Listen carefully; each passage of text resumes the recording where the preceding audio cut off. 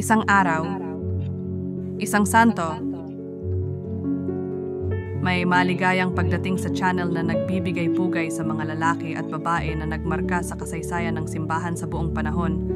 Ngayon, 29 ng Abril, ipinagdiriwang natin si Santa Catarina ng Siena. Kamusta?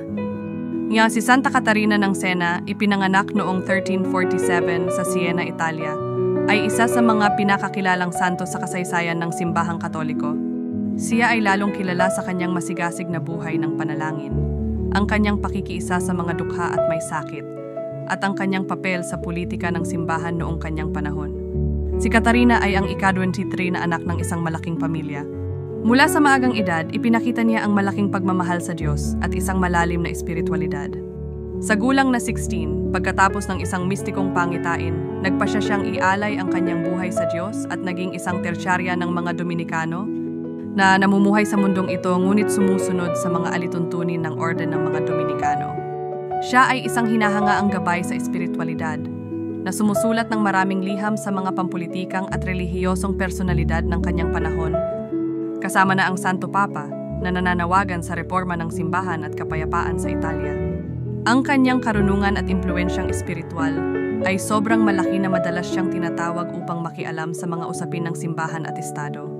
Kilala rin si Santa Catarina sa kanyang malalim na ugnayan sa Diyos.